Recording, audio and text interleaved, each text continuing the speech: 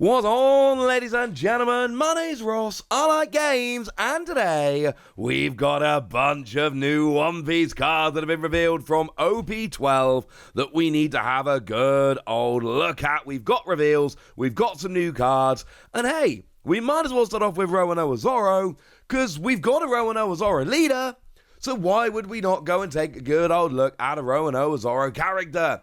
That just seems to make perfect sense to me. So what we got here is a green character, 4 cost, 5,000 power, and this card cannot be played from your hand using effects. So all of those fancy ways you might have to play characters for free don't work. And then sure there are others, but the one that really springs to mind for me here, the film package. The film package from OP-12. Take the Luffy, for instance, which lets you play a film or Straw Hat character for a cost of 4 or less from your hand. Well, this is a Straw Hat pirate, also Supernova if anyone's interested, and you get to play it from your hand. Or you would be able to play it using Luffy, but you can't because it says you can't. I'm sorry. But then we've also got, if your leader is a Slash type leader, and this character is battling against a Slash type character, then it cannot be KO'd and gains 1,000 power. I like this. This is really like hyper specific going into the whole Slash character thing, but I am totally okay with this. This kind of seems awesome because Rowano Azoro, like the whole point in the manga is that Zoro is trying to be the greatest swordsman alive. That is the whole point. So the fact that it gets boosted when you have a Slash leader, which obviously here, they are thinking about the Rowano Azoro leader from OP-12, then you can't be KO'd in a battle with Slash characters and you get an extra 1,000 power. Yeah. Obviously this then becomes really kind of weird in that when you're against a Slash character, this is really good. And when you're not, this is much less good. So it's a 4 cost, 5k, counter plus 1,000 that you cannot cheat into play. So it's a weird one in that you really have to watch the meta and exactly what you're expecting to see, etc. But if you end up in a meta full of Slash heavy characters, I'm just saying this could actually be kind of good. And that makes me kind of happy. Very specific. And a little bit weird, but you never know, ladies and gentlemen. You never know. Also, I said I didn't need to give you any more examples of ways you can play it for free, but the OP-01 law that lets you play a character for a cost of 5 or less from your hand, and if you picked up a red character, you can play a green, like, for instance, this Zoro. That would work quite nicely. However, do bear in mind here, the OP-10 lore leader has got the skill that lets you reveal a card from the top of your life, and if it's a Supernova character of a cost of 5 or less, you can play that card. Well, this is a Supernova character, and it does have a cost of 5 or less, but the Zoro here specifically says, if it's in your hand, it cannot be played by an effect. Well, this is not an effect that plays from your hand, so fun little side note, totally can play it from your life using OP-10 lore. One that I like maybe more though is the new Sabo. Big fan of this new Sabo. 5 cost, 6,000 power, counter plus 1,000, and if you've got 3 or less life, it gains blocker and cost plus 3. So it's a 5 cost, 6k counter plus 1,000, but you can basically make it into an 8 cost blocker. Now, it's not an 8 cost in your hand. These skills do not increase the cost of playing the card from your hand. They increase the stated cost of the card when it's on the field. And there are a lot, and I mean a lot, of removal effects in the game right now that focus on cost of your character. So by increasing your cost from 5 up to 8, you are golden. Oh, also, by the way, remember that koala leader? The one that I keep telling you I absolutely adore, that looks amazing? Yeah, remember koala's got a skill whereby if this koala leader attacks your opponent's leader and you've got 2 or more 8-cost higher characters in play, you get to draw a card. Well, oh look, it is another Revolutionary Army that puts you up to an 8-cost. Because we previously saw Morley that isn't an 8-cost, but actually, you know what? If your leader's a Revolutionary Army, it is really. And we saw the Karasu, which isn't an 8-cost, but if your leader's a Revolutionary Army, it is really. Now here it is if you've got 3 or less life, otherwise it isn't actually an 8-cost, it's a 5-cost, but you also gain blocker. Yeah, this is cool.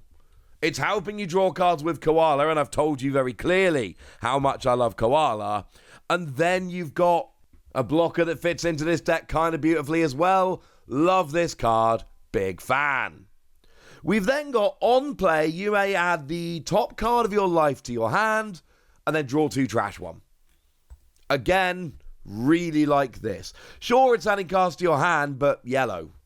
Yellow is fine with recovery. Yellow recovers a lot. So adding a card from your life to your hand in yellow, it's not the same as doing that if you're playing another color. It is not the same. So basically, we got a bit of a draw engine here. You end up seeing 2 more cards and having 1 extra card in hand. That's good. And you got a blocker, and it counts as an 8-cost towards your skill on Koala to draw a card every turn. Koala is looking like it's going to be an exceptionally consistent deck. And we don't know right now, just to be clear. We do not know right now. We've not seen enough cards. But the ones we have seen fill me with joy. Because one of the issues with Bello Betty, which was the last red-yellow Revolutionary Army leader I got very excited about.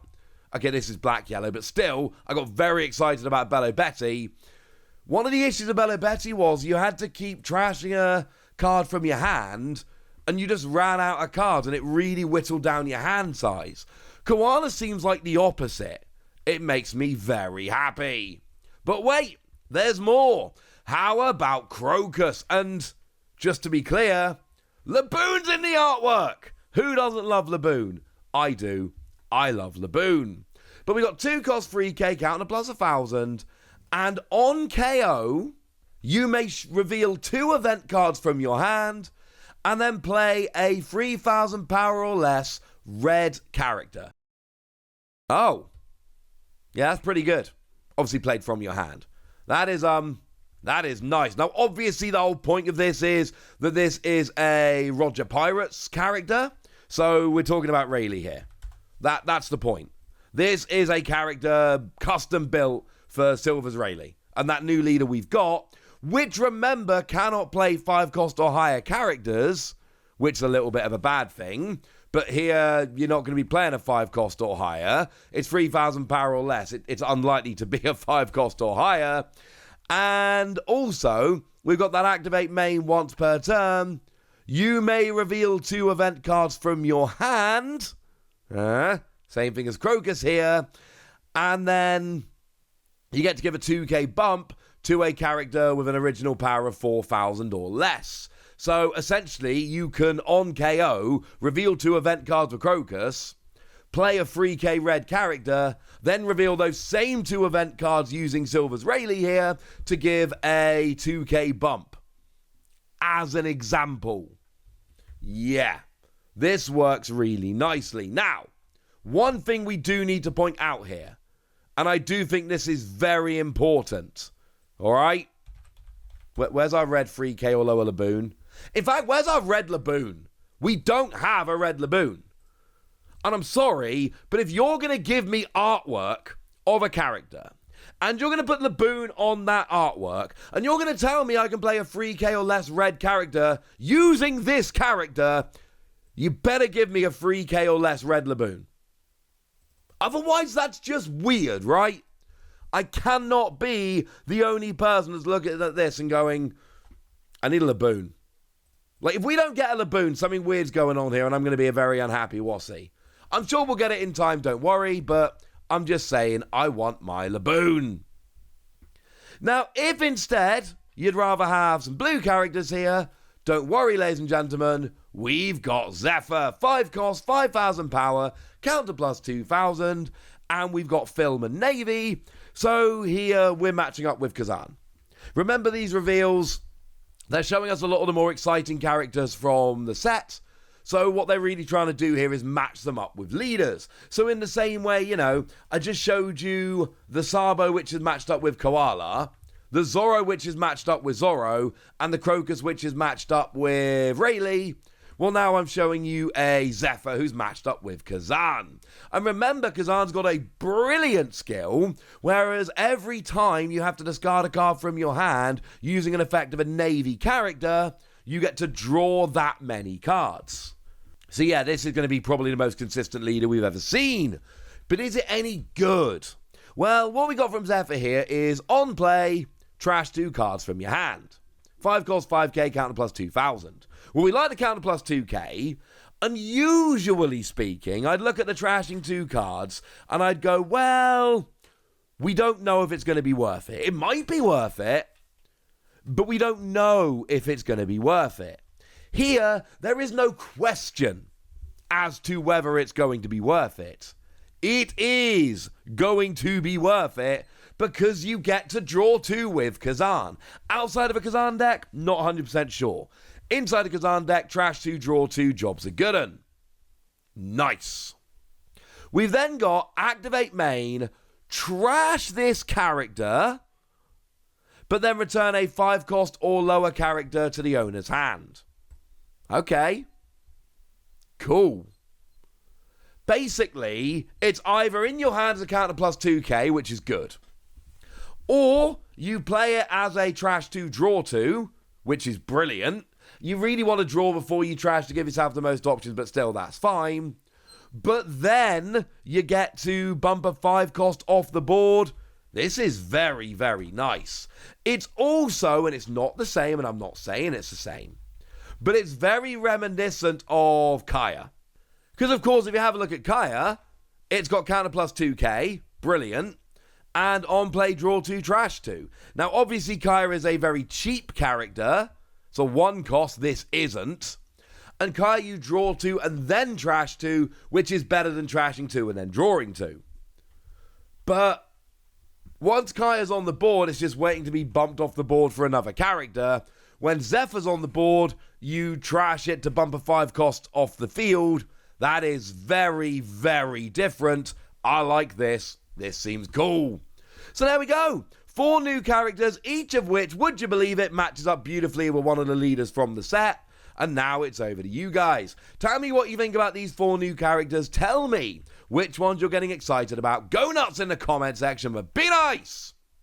And then make sure you like this video, subscribe to this channel, follow me on Twitter at Lawasi. That's where we talk about One Piece and a bunch of other card games. And please do consider checking out patreon.com/PTCG Radio, where you can support the channel, get some bonus podcasts and all kinds of fun things. But by far the most important thing as always, look after yourselves till next time, would ya? Thank you very much for watching. My name's Ross, and you've been watching What's He Plays.